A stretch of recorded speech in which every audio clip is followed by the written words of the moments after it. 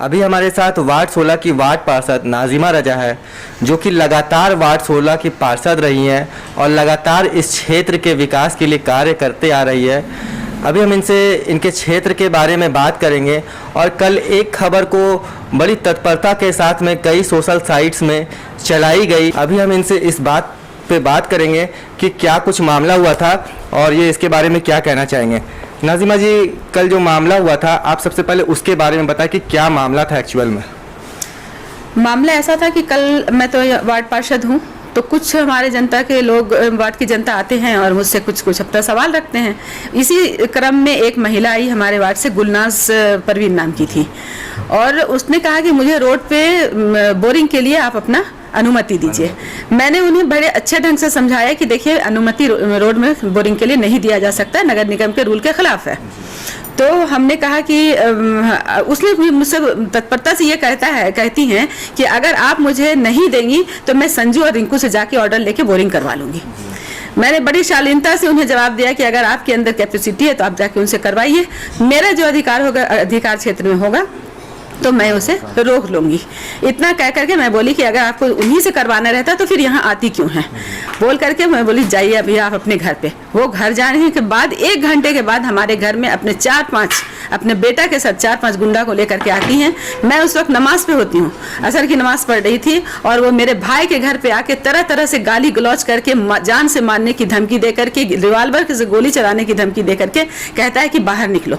तब मेरी नमाज खत्म होती है और मैं बाहर निकलती हूँ और वो बिना कुछ जाने बूझे एक तमाचा चलाता है मुझ पर, जिसे मेरे भतीजा और मेरे भाई ने रोका।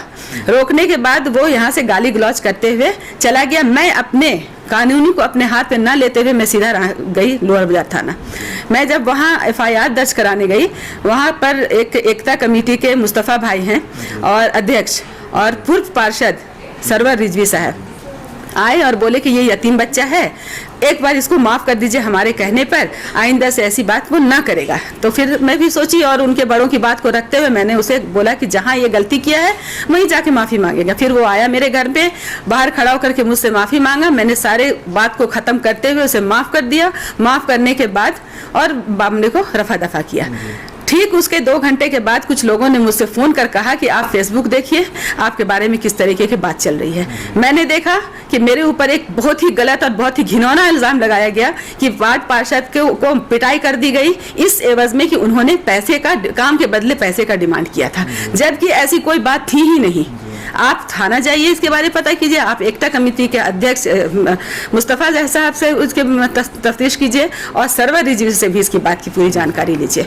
बात कहीं होती है तो इस तरीके में मैं आपके चैनल के माध्यम से सारे लोगों से ये क्वेश्चन करना चाहती हूँ कि एक जनप्रतिनिधि कैसे काम करेगा।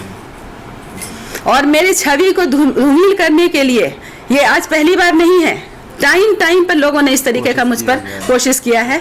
ये तो हमारा घर है और मैं एक एजुकेटेड पार्षद होते हुए मैं इस बात को हमेशा संज्ञान में लेती हूँ और इस पर बात चर्चा करती हूँ।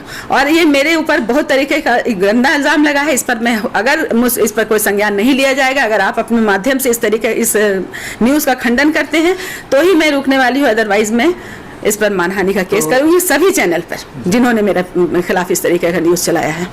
तो जैसा कि अभी आपने देखा कि हमारे साथ नाजिमा रजा थी, जो कि वार्ड 16 की वार्ड पार्षद है, और इन्होंने कल जो इनके साथ में जो घटना घटी है, इन्होंने सारी घटना को बताया कि एक बोरिंग करने का मामला था। सड़क पे बोरिंग कराने के लिए आए हुए थे लोग और इस चीज़ के लिए इन्होंने परमिशन नहीं दी, तो इसी बात को लेकर के झगड़ा हुआ और इस बात को कई सोशल मीडिया पर इसे चलाया भी गया और इस चीज़ का न्यूज़ मिर्ची भी खंडन करता है। सब्सक्राइब करें हमारे YouTube चैनल को और लेटेस्ट अपडेट के लिए बेल आइकन को